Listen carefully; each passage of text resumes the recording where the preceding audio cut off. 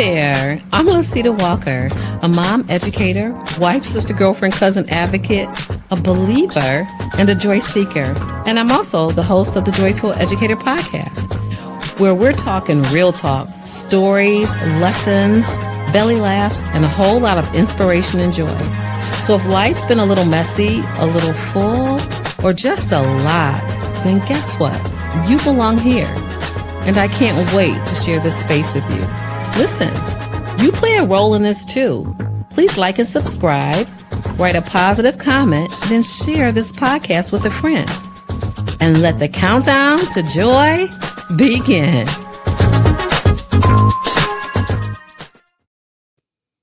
Hi, everybody. Hello. Welcome to the 5th episode of The Joyful Educator, where purpose meets play and legacy is built with love. I'm your host, Lucita Walker. Oh boy, I cannot wait to jump into this. I am so excited to get in front of you guys today. Let me tell you, today's episode is so special. I just returned from Atlanta, Georgia. Shout out to the ATL, where I celebrated 40 years of friendship with 5 of the most extraordinary women in my sister girl life. Shout out to Trina, Alicia, Susan. Shout out to Nisi and Angie in no particular order. Together, we're all stepping into a new season. We're turning 60 years old this year. Can you believe it? No. And this weekend really reminded me of the gift, the actual gift that sisterhood, love, and legacy can bring. Even though my sisters aren't on the mic with me today as planned, I want to bring you into our circle. Imagine you were there, laughing with us, eating out with us. Oh my goodness, agave, that Mexican style corn is amazing. Okay, remembering with us and celebrating the beauty of friendship. It was a remarkable weekend. Let me paint the picture for you. We had a photo shoot, and not just any old photo shoot. The glam squad was called out, and we had our makeup professionally done, including lashes and everything. Elegant lashes, though, not those other ones.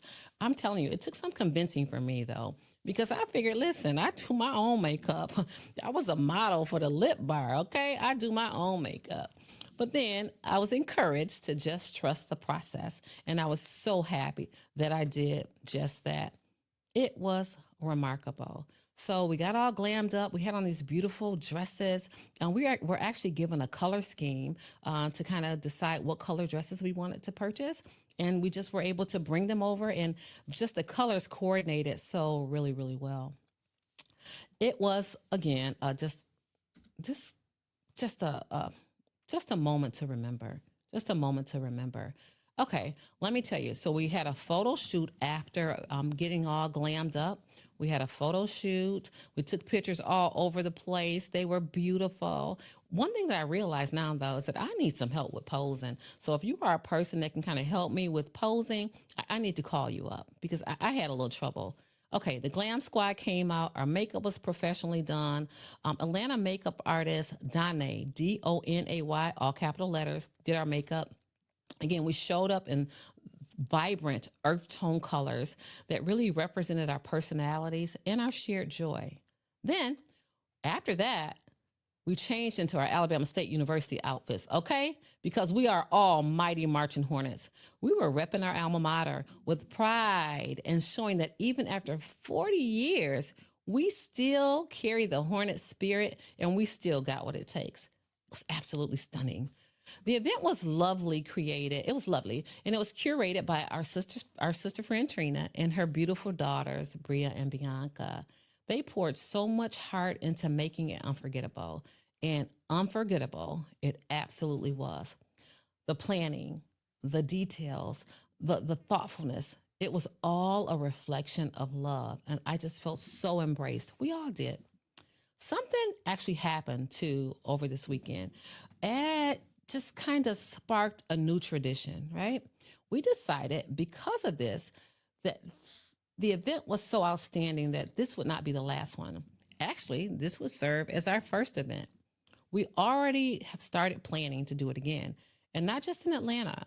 We want to take it on the road to other cities across the U.S. and even out of the country as well. We got to hit Detroit. We got to hit Memphis and some other seasons. In some other cities. We want to spread the joy, the connection, and the legacy of friendship wherever we go. If you all are interested, reach out because we may want to add you to our circle as well. Again, this wasn't just a reunion, it was a reminder that memories, activities, these experiences, this love and family are all threads that hold our lives together. They hold us together. With that in mind, I have your first journal activities. So grab out your journals. Grab your journals. I want to invite you into this moment by posing a question to you or thought anyway. I'd like for you, I'll give you a second to get your journals out. I'll give you a second. Then I want you, as you're grabbing them, to listen up. I want you to think about a time when you gathered with people you love, maybe family, maybe friends, and it felt like your heart was full to overflowing. And write down that memory. Think about a time, again, when you gathered with family, friends, and when your heart was overflowing, and write that memory down. That's the first part. And also think about these things. What made that memory so special? Was it the laughter? Was it the food? Was it the music? Was it the dancing? Or simply being in the presence of people who absolutely get you? People in which you can be your authentic selves were present. Think about that and write it down. I'd like for you to pause, to reflect, and then to write. Of course, for me, it was this weekend, but I have a lot of moments like that. And those moments are nourishing. They are rejuvenating. And it's definitely what we need in order to be and also to grow. I'll give you a couple of seconds for that.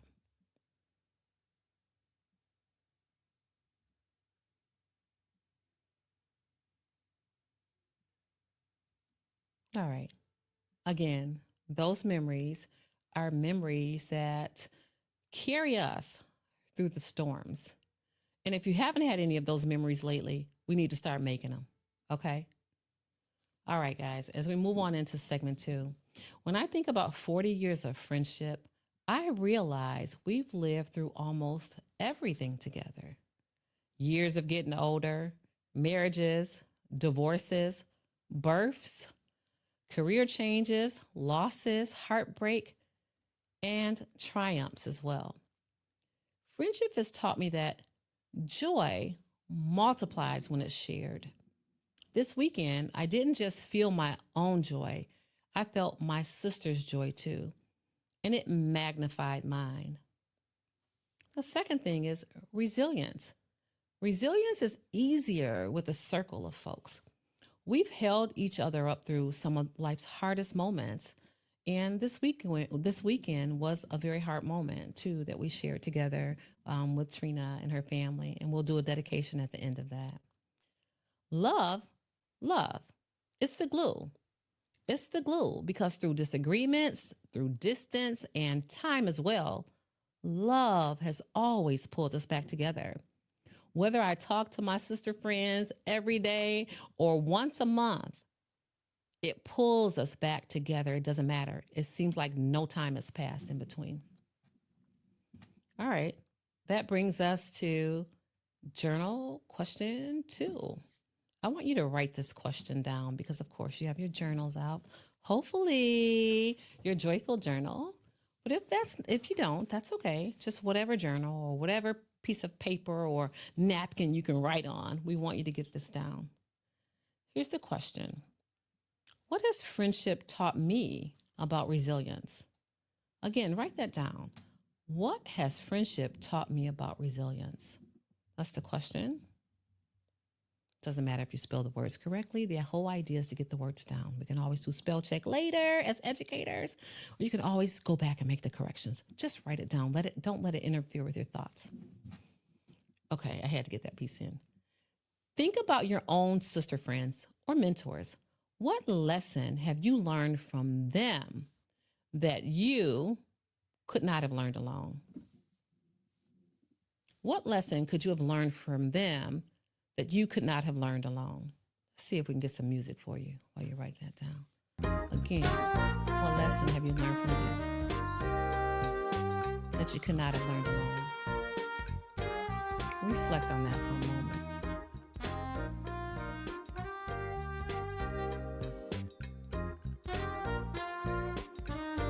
I need to stop. I'll start moving, okay? I think I shared on another episode. Wow, I play that music in my office. I'm telling you, I jam at work. Okay, let me be quiet. I don't want to be a distraction. Let me be quiet.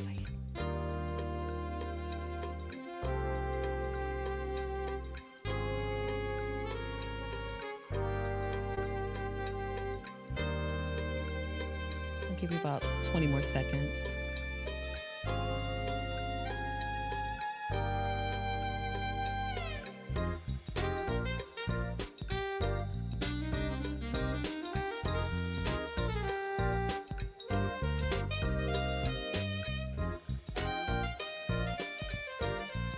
All right, guys, you should be finishing up now. Just finish writing that sentence and not the paragraph. And don't forget, you can always go back and reflect on it later as well. All right, let me jump back in. This weekend wasn't just about reflection. It was also about pure fun. We laughed until our stomachs hurt. We danced. I learned a new hustle too. It's called the cowgirl or something like that. I don't even know the name of it. I got about half of it down packed. The other half I need to work on. We danced, of course. We told old stories that had us crying with laughter all over again, crying with laughter. I won't go into it, but it was a lot of fun. See, joy isn't just in the big milestones. It's also in those in-between moments. It's in between the road trips. It is inside the inside jokes. It's the times when you don't even have to explain because your sisters all already know. Listen, I remember taking a road trip with Trina. We had $20, maybe it was $25 in our pockets, and we were going to drive from Montgomery, Alabama to Columbus, Ohio. And then we're going to get $25 more and then go ahead and make it on up to Detroit. Isn't that crazy? She had a little Pulsar was her car, I think. It was crazy. Okay. Anyway, we don't do such things anymore. We've also learned that traveling and things that we did when we were younger, when we were in school, they were wild and crazy. As we matured, of course, we're not doing those types of things anymore. We're just more mindful, right? Again, stories that you don't even have to finish because your sisters already know. And what I believe that God, Jehovah, Allah, whatever you call him, gives us laughter. He gives us laughter as medicine for our soul. And if you don't know, I think comedians, I heard at one point, live the longest. Comedians live longer than most people in most professions because of laughter. It really is medicine for our soul. Okay, guys, I'm back with another reflection prompt. We're doing a lot of writing in our journals today. I want you to think about this. Think back to a funny memory with your closest friends, a funny memory. At this point, you should already be smiling. Write it down. And how did that moment bring healing, release, or simply joy to your life? Think about that. A funny memory with your closest friends. Write it down. And think about how that moment brought you healing, release, or simply joy to your life.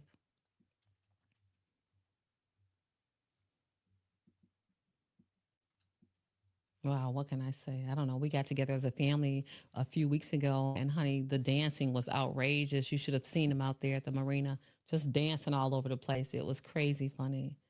Oh gosh, also a great memory that I can think of, just memories with my family. They are amazing. Whenever we get together, it is just a fun time. And I always try to make sure I get a craft in before they leave. I think about stories of my mom and dad. Oh my gosh, I told you before, they were the funniest people. I think we could have probably had a comedy show or something with them. Just some of the things that they said and done were just, they were just so funny. Okay. All right. You should have that done at this point. Okay, guys, let's talk about a new season at 60. I know for some people, when I think when I was younger and in school, we thought that 30 years old, like you turned 30, oh my God, you're over the hill at 30, right? Now I'm double 30, almost. My birthday's not here yet, but we're almost double 30 this year. It's crazy. But I do believe that 60 may be about the new 40 or the new 35. I don't know. It doesn't feel like 60 though. So as we step into this milestone of turning 60, I do feel lighter. I feel freer. And here's what I'm carrying forward into this next chapter. First thing is acceptance. I don't need to compare myself with anyone. Not at all. At 60, I embrace who I am fully. Who I am fully. If I want to make some corrections, if I want to do some things differently, I'm doing it based on who I am, not based on anyone else. I do want to lose 20 pounds, but it has nothing to do with anyone else. Okay, that's one thing, acceptance. But what it does have something to do with is some of those pictures I saw that we took over the weekend. It's okay. I do want to lose. That's something that I'm going to embrace for myself, acceptance. But also, acceptance doesn't mean complacency. It doesn't mean that you have to stay where you are. It means that you accept yourself as you are. And if you want to make changes, please do so. Okay.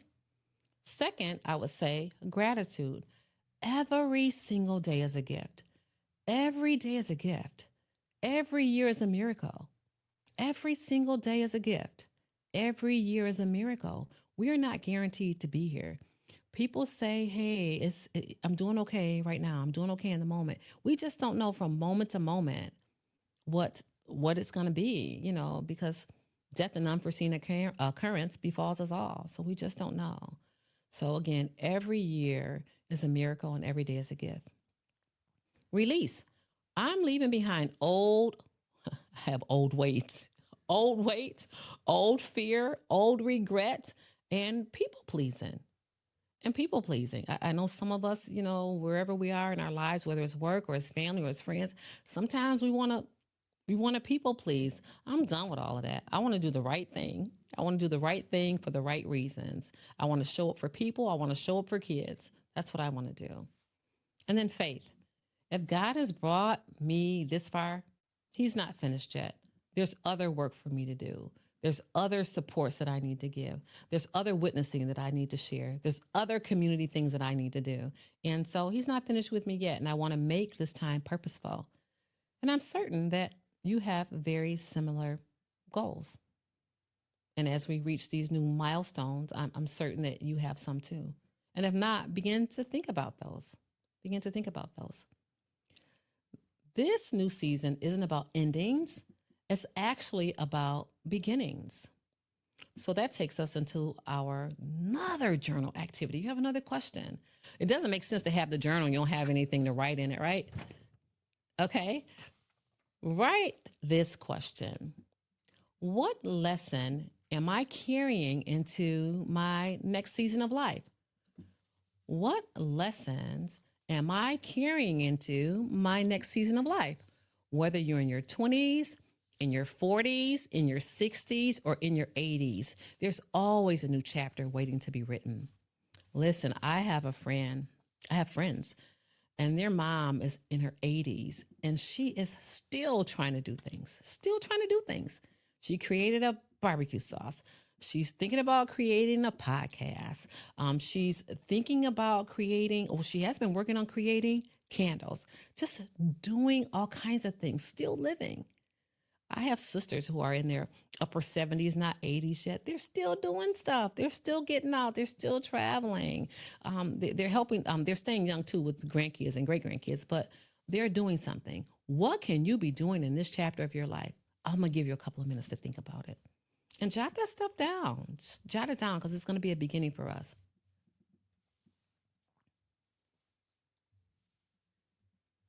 I'll give you a second.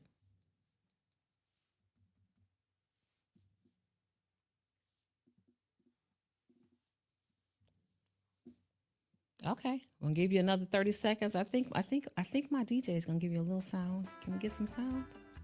Okay. So whether you're 20, 40, 60, or 80, there's always a new chapter waiting to be written.